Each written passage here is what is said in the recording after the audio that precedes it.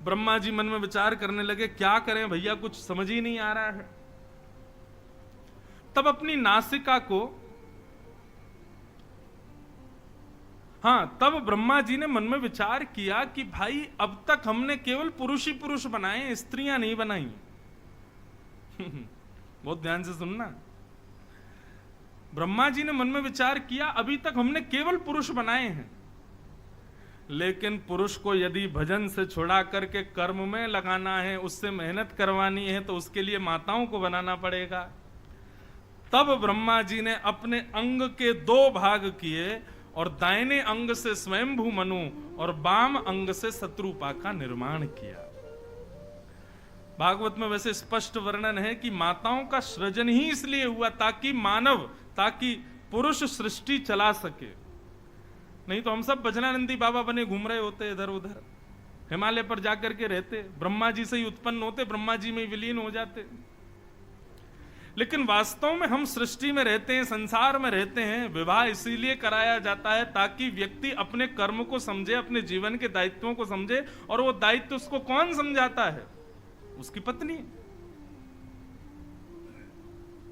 माताओं का सृजन ही इसीलिए हुआ ताकि सृष्टि चले। सृष्टि का निर्माण हुआ, स्वयं भूमनु शत्रुपा को बनाया। ब्रह्मा जी बोले जाओ पृथ्वी पर अब सृष्टि करो। स्वयं भूमनु शत्रुपा पृथ्वी पर आने लगे तो हिरण्याक्ष नाम का एक दैत्य पृथ्वी को चुरा करके रसातल में चला गया। ब्रह्मा जी ने अपनी नासिका को ऐसे छेड़ा तो एक जोर की छींक आई और नासिका में से भगवान बराह प्रकट हो गए। बोलो बराह भगवान की। बराह भगवान ने प्रकट होते ही रसातल में जाकर के पृथ्वी को हिरण्याक्ष से छुड़ा करके यथावत स्थान पर व्यवस्थित करके हिरण्याक्ष का वध कर दिया। और स्वयंभू मनु शत्रुपा के 5 संतान हुई।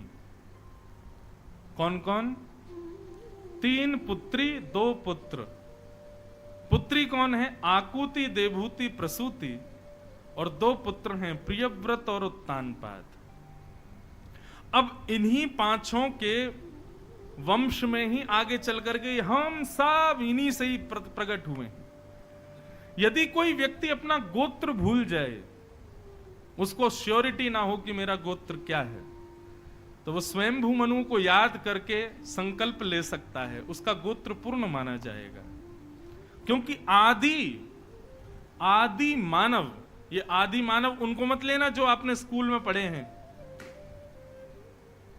आदि मानव जो बानर से धीरे धीरे मानव बने, वो हमको स्कूल में पढ़ाया गया था कि बंदर थे पहले, हम धीरे धीरे मानव बन गए। हम वृंदावन वाले आज तक प्रतीक्षा कर रहे हैं हमारे वृंदावन के बंदर कब मानव बनेंगे।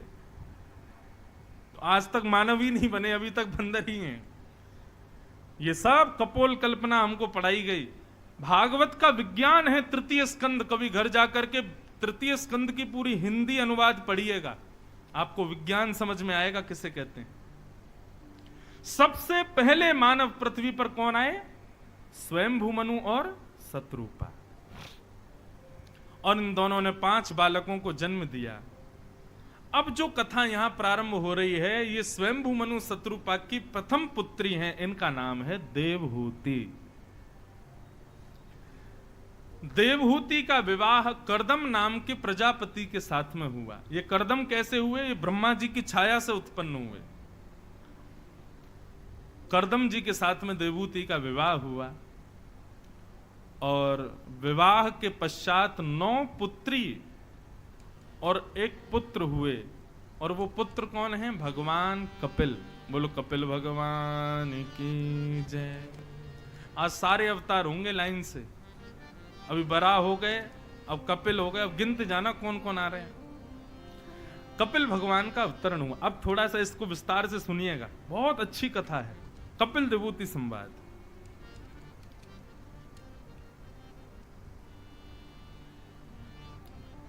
देवहूति माता अपने पुत्र कपिल से कुछ प्रश्न करती हैं, उन्हीं को कपिल देवहूति संवाद कहा गया है। अपनी कथाओं में कई बार मैंने विस्तार से सुनाया है, परंतु अति विस्तार से मैंने सुनाया था महाबलेश्वर महाराष्ट्र में एक स्थान है, वहां 7 दिन तक हमने कपिल देवभूति संवादी किया था। अकिंचन कथा थी, सुबह 3 बजे से होती थी, बहुत सुंदर है। अब थोड़ा ध्यान से सुनो। देवभूति माता, उनको पता है कि मेरा पुत्र साक्षात भगवान है। एक दिन सही समय जान करके अपने पुत्र के पास जाकर के उन्होंने कुछ प्रश्न किए। देवभूति माता ने कहा, बेटा मैं जानती हूं तुम भगवान हो, अब कुछ क्षण के लिए भूल जाओ कि मैं तुम्हारी मां हूं, तुम मेरे पुत्र हो, और मेरे कुछ जिज्ञासाएं हैं, उनका उत्तर मुझे प्रदान करो। और यहां देवभूति ने जो प्रश्न किए हैं वो सुनिए ध्यान से। देवभूति का पहला प्रश्न, निर्वेणानितराम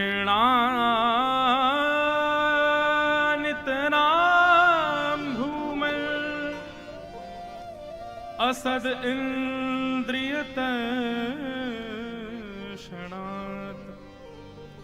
येन संभाव्यमानेन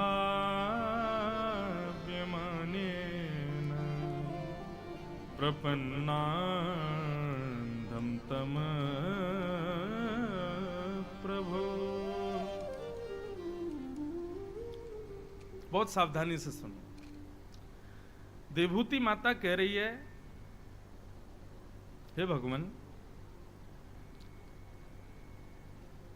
मैं आपसे जानना चाहती हूं कि इन असद इंद्रियों की इच्छा को पूर्ण करने के लिए हमें क्या करना चाहिए। हमारे शरीर में कितनी इंद्रियां होती हैं? 10। 5 ज्ञानेंद्रिय और 5 कर्मेंद्रिय। 5 ज्ञानेंद्रिय हमारे मुखमंडल के अंदर ही विराजमान है, आंख, नाक, जीभ, कान, त्वचा, 5 ज्ञानेंद्रिय। और 5 कर्मेंद्रिय, हाथ, पैर, मुख और 2 गुप्त इंद्रिय। ये 10 इंद्रियां हैं हमारे शरीर में। देवभूति माता प्रश्न कर रही है, हम सुबह से शाम तक केवल इन 10 इंद्रियों की ही इच्छा पूरी करते रहते हैं। आंख कहती है ऐसा दिखाओ तो उसको दिखाते हैं, कान कहते हैं ऐसा सुनाओ सुनाते हैं, जीभ कहती है ऐसा खिलाओ तो खिलाते हैं, पैर कहते हैं यहां ले जाओ तो ले जाते हैं, कान कहते हैं ऐसा सुनाओ तो सुनाते हैं, त्वचा कहती है एसी लगाओ, पंखा लगाओ, कूलर लगाओ तो लगाते हैं। हम इन इंद्रियों के गुलाम हैं कि इन इंद्रियों के स्वामी हैं? बताइए। ये इंद्रियां हमको भगवान ने इनकी गुलामी करने के लिए दिया कि इनके ऊपर हम स्वामी बन के बैठे, इसलिए हमको इंद्रियां दी हैं? क्या होगा इसका उत्तर? हम इनके स्वामी हैं, ना कि हम इनके गुलाम हैं। लेकिन आप सब अपने जीवन पर एक बार दृष्टि डाल करके देखो, क्या आप अपनी इंद्रियों के स्वामी हो? नहीं। अगर जीव की इच्छा हो जाए कि मुझको पानी पूरी खानी है तो आप प्रयत्न में लग जाते हो। ए भैया जरा देखना ना, राम झूला के पास कोई पानी पूरी वाला हो, लाओ ना जरा, तो इच्छा हो रही है। हलवाई से बोलेंगे कल के मेन्यू में ना पानी पूरी बनाना है, हमारा मन हो रहा है। ये आपने स्वामित्व वाला काम किया कि दासत्व वाला काम किया? ये तो दास हैं। हम इंद्रियों के स्वामी नहीं है, हम इंद्रियों के दास बन गए हैं। आंखों की इच्छा होती है कि मुझे एक बार विदेश जाना है तो पति के पीछे लग जाते हैं, कैसे भी करो, प्रयास करो, अगले बार वेकेशन में बच्चे हमको लेके चलो, विदेश जाना ही जाना है। लगे पति बेचारा दिन रात मेहनत कर रहा है, पैसे कमा रहा है कि पत्नी बच्चों को विदेश ले जाना है। केवल किसको सुख देने के लिए? आंखों को। कानों को कुछ सुनना है, तुरंत फोन में लगा करके हम सुन लेते हैं, जो भी गाना हो। हमारी प्रत्येक इंद्रिय हमसे अपनी इच्छा पूरी करवाती है। इसका मतलब हम इनके स्वामी नहीं है, हम इनके दास बन चुके हैं। देवभूति माता यही प्रश्न कर रही है, नाथ हम बड़ी परेशान हो गए, इन इंद्रियों की इच्छा पूरी करते करते हार चुके हैं, लेकिन इन इंद्रियों की कोई इच्छा पूरी हो ही नहीं रही है। आप कृपा करके कोई मार्ग बताओ, कैसे इंद्रियों की इच्छा पूरी हो। एक प्रकार से मैं अपनी भाषा में कहूं, एक ठौर बताओ जहां जाकर के इंद्रियों की कोई इच्छा बाकी ही ना रह जाए।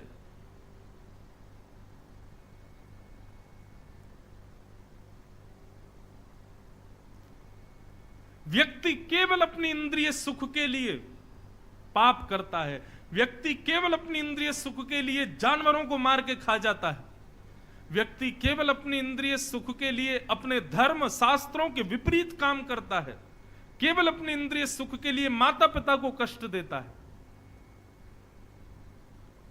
हे नाथ, हम ऐसा क्या करें जिससे ये इंद्रियां हमारी दास ना, हम इनके स्वामी बने। कृपा करो, मेरी इंद्रियों की कोई इच्छा शेष ना रह जाए, ऐसा कोई मार्ग मुझे बताओ। तब भगवान यहां प्रत्युत्तर दे रहे हैं, बहुत ध्यान से सुनो। भगवान कहते हैं, मां योग आध्यात्मिकः पुंसां मतो निःश्रेयसाय मे अत्यंतो परतीर्यत्र दुःखस्य च सुखस्य च। मां, एक बात बताऊं, भगवान कपिल कह रहे हैं, मां, जब व्यक्ति सत्संग में आसक्त होता है ना, जब आध्यात्मिक योग की तरफ चलता है, कथा सुनता है, संतों का संग करता है, वैष्णवों का संग करता है, तीर्थ यात्रा करता है, तिलक लगाता है, इस प्रकार के सत्संगी जीवन में रहने लगता है ना, तो धीरे धीरे उसकी इंद्रियां जो हैं सांसारिक भोग से निरासक्त होती चली जाती हैं, और फिर उसको दुख सुख का अनुभव नहीं होता, फिर उसको आनंद का अनुभव होता है। बहुत ध्यान से सुनना। मां, यदि किसी की इंद्रियां व्याकुल हो रही हैं और व्याकुल होकर के उसको अपनी ओर अग्रसित कर रही हैं, तो निश्चित मानो, सब लोग ध्यान से कथा सुनो, निश्चित मानो उसकी इंद्रियां उसकी दास नहीं है, उसकी स्वामी। इसलिए मां, प्रयास करना चाहिए कि आध्यात्मिक योग, सत्संग करे, वैष्णवों का संग करे। संग सुधरेगा तो धीरे धीरे इंद्रियां सुधरती चली जाएंगी। अब इसका एक उदाहरण बताऊं, सब लोग इधर देखो, इधर देखो, यहां देखो, मुझे देखो, सावधानी से सुनो। अभी आप लोग अपने अपने घर छोड़ करके आए हो कथा सुनने के लिए, मैं भी आया हूं, मैं तो घर जाता ही नहीं हूं, खैर बाहर ही रहता हूं। आप सब लोग अपने घर छोड़ के आए हो, ऋषिकेश में आप रह रहे हो। अब यहां पर जो रसोईया जो बना देता होगा वो सब ठाकुर जी को भोग लगता है, भोग लगने के बाद में आप पाते हो। जैसी व्यवस्था, जैसे बिस्तर, जैसे कमरे मिल गए बेचारे, वैसे ही रह रहे हो। जैसा पानी मिल जाता है वैसा पी रहे हो, जैसे पंखे कूलर लगे हैं वैसे सब कर रहे हो। 7 दिन में पहले दिन जब यहां लोग आए होंगे, तो जो यहाँ के व्यवस्था प्रमुख हैं, अपने महिला मंडल वाले, पहले दिन जैसे ही अपने घर से आए होंगे तो कई लोग थोड़े निराश हुए होंगे व्यवस्थाओं से। कैसे कमरे दिए हैं, कैसा भोजन दिए रहे हैं, भैया भोजन में आनंद नहीं आ रहा। कई लोगों ने तो कथा के बारे में भी कह दिया होगा, भैया कूलर थोड़े बढ़वाओ, एसी लगवाओ, बड़े पसीने आते हैं, आदि आदि। सुनो बात, लेकिन जैसे जैसे दिन आगे बढ़ते जा रहे हैं, आप शांत होते जा रहे हैं, जो व्यवस्था है उसको स्वीकार कर रहे हो, जैसा भोजन है वैसा स्वीकार कर रहे हो, जैसे पंडाल में व्यवस्था उसको स्वीकार कर रहे हो। और ये स्वीकार करवा कौन रहा है? आपकी इंद्रियां तो स्वीकार नहीं कर रही हैं, ये सत्संग आपको स्वीकार करवा रहा है। ठाकुर जी यही उदाहरण दे रहे हैं, मैया व्यक्ति जब सत्संग करने लग जाता है ना, तो वो फिर खाने के लिए नहीं जीता, वो जीने के लिए खाता है। मैं जीवित रह पाऊं, मेरा भजन हो पाए, बस इतना भोजन मिले।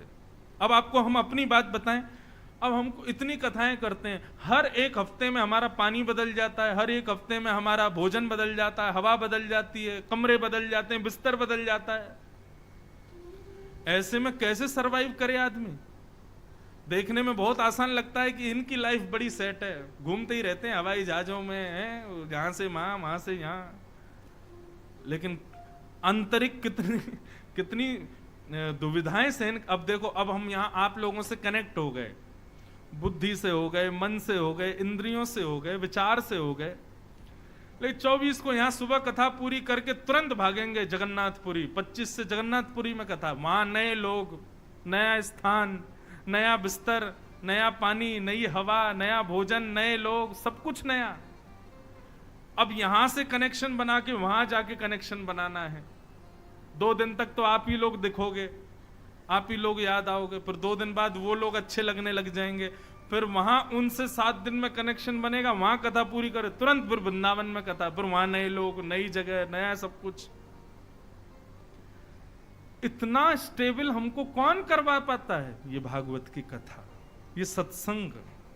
ये सत्संग ही है जिसकी वजह से हम समत्व में जी पा रहे हैं।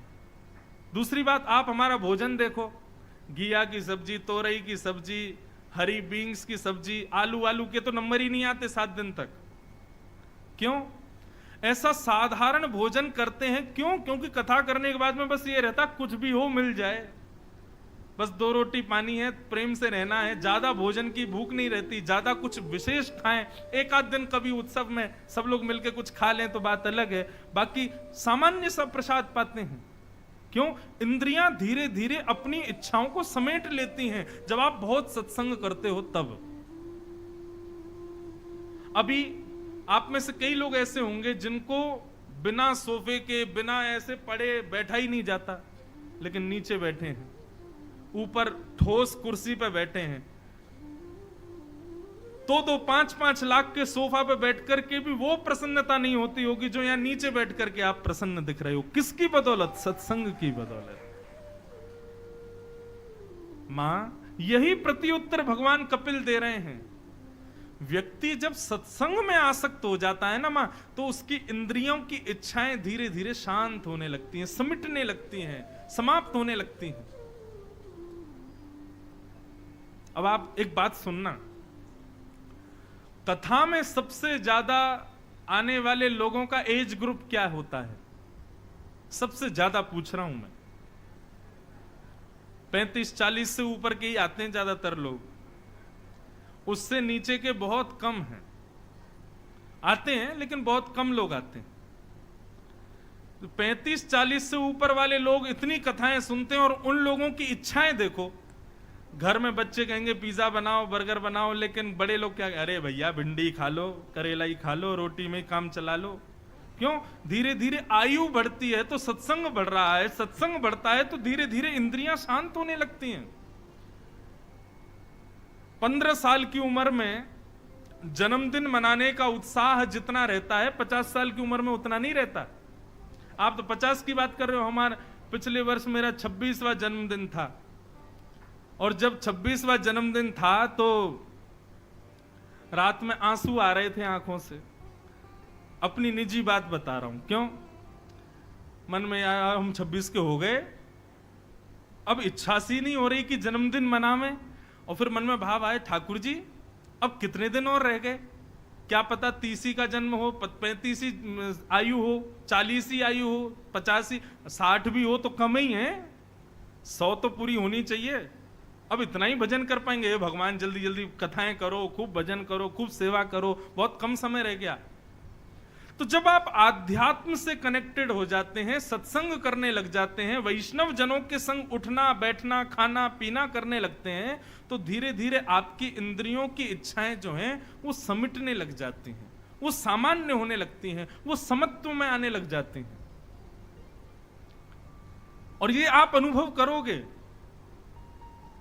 जो कथा नहीं सुनते, जो कभी कथा में आते नहीं, उन लोगों की दिनचर्या देख लीजिएगा, और जो कथाएं सुनते रहते हैं उनकी दिनचर्या देख लीजिएगा, दोनों में विशेष अंतर दिखाई देगा। और विशेष अंतर इसी भाव का होगा, इच्छाएं कैसी हैं। कथा सुनने वाले की इच्छा सम होंगी, जैसी हो जाए अच्छा है, लेकिन कथा नहीं सुनने वाले की इच्छा भी विशेष होंगी, और वैसी इच्छा पूरी नहीं हुई तो वो दुखी भी बहुत जल्दी होगा। इसलिए मां, यदि इंद्रियों को आप समत्व करना चाहते हो तो सत्संग करो। अब सत्संग किसे कहते हैं? केवल कथा सुनना मात्र सत्संग नहीं है, अपनी प्रत्येक इंद्रिय को सत्संग कराओ। कानों से कथा नहीं जा रही है। जिस मार्ग से, जिस द्वार से हमारे अंदर सत्संग प्रवेश नहीं करेगा, उसी मार्ग, उसी द्वार को आश्रय बना करके पाप प्रवेश करेगा। इसलिए भैया अपनी हर इंद्रिय से ठाकुर जी को भजो, अपनी हर इंद्रिय को ठाकुर जी में लगाओ। दर्शन को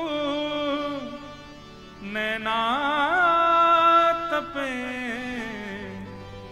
वचन सुनन को कान, मिलवे को हियरा तपे, हिय के जीवन प्राण,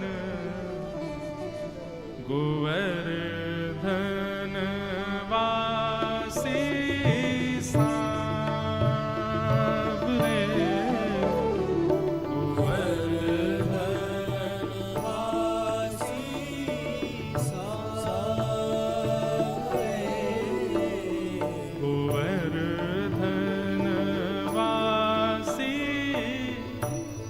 सांवरे, गोवर्धन वासी सांवरे, लाल तुम बिन रयो न जाए, बिन रयो न जाए हो, प्यारे तुम बिन रयो न जाए रे, गोवर्धन वासी सांवरे, गोवर्धन वासी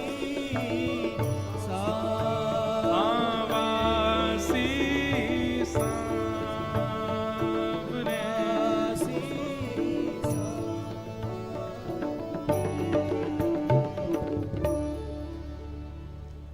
हर इंद्रिय से ठाकुर जी प्रिय लगे। आंखें उनको देखने को तड़पें, कान उनको सुनने को तड़पें, जीव उन्हीं के ही रसास्वादन को गाने को तड़पे, हाथ उनके लिए करताल बजाने को तड़पें, पैर उनके कीर्तन में नृत्य करने को, प्रदक्षिणा करने को तड़पें। प्रत्येक इंद्रिय जब ठाकुर जी के रस का उपभोग करने लग जाएगी तो आपकी इंद्रियां धीरे धीरे सामान्य वस्तुओं की उपासना से, सामान्य वस्तुओं की इच्छा से निवृत्त होती चली जाएंगी। भगवान का जो रस है ना, वो रस औषधि है। अब ये कथा औषधि है, दर्शन औषधि है, ताली बजाना औषधि। हम क्यों कहते हैं ऐसे नहीं, करताल बजा के गाओ, बार बार क्यों कहते हैं हाथों से ताली बजाओ, नहीं तो ये हाथ ही पाप करवा लेंगे आपसे। पैरों से परिक्रमा करना, नृत्य करना, ये औषधि है।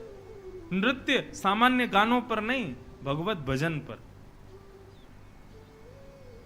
ये सब औषधि हैं। धीरे धीरे इन औषधियों को, अपनी प्रत्येक इंद्रियों को आस्वादन कराते रहोगे तो धीरे धीरे आपकी समस्त इंद्रियां सामान्य संसार की इच्छाओं से निवृत्त होती चली जाएंगी। हम अपनी स्थिति बता रहे हैं, हमारे घर के लोग भी जानते हैं।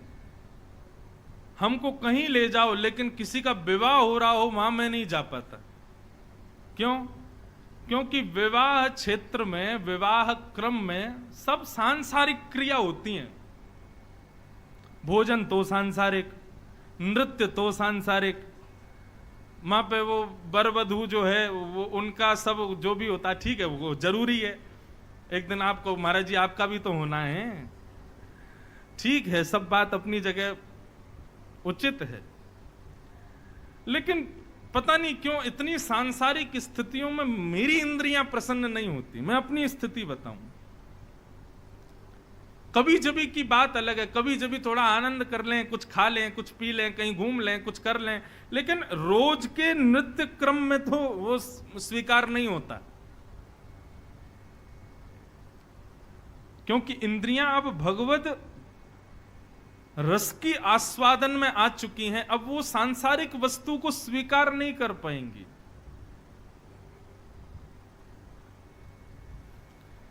तो यहां पर भगवान वही कह रहे हैं, मैया अपनी इंद्रियों को मेरे रस के अधीन बनाओ।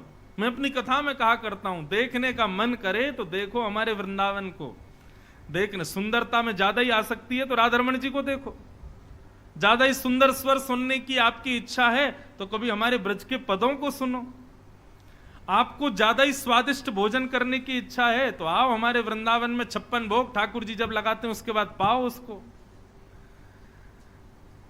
ज्यादा ही नाचने के मटकने के मन करते हैं तो हमारे वृंदावन के कीर्तन पे नाचो, ज्यादा ही हाथों से सेवा करने की इच्छा है तो वृंदावन में आके सेवा करो। प्रत्येक इंद्रिय को भगवद आसक्त बनाओ, आपकी इंद्रियां अपने आप सामान्य होती चली जाएंगी, धीरे धीरे उनकी इच्छाएं समाप्त होती चली जाएंगी।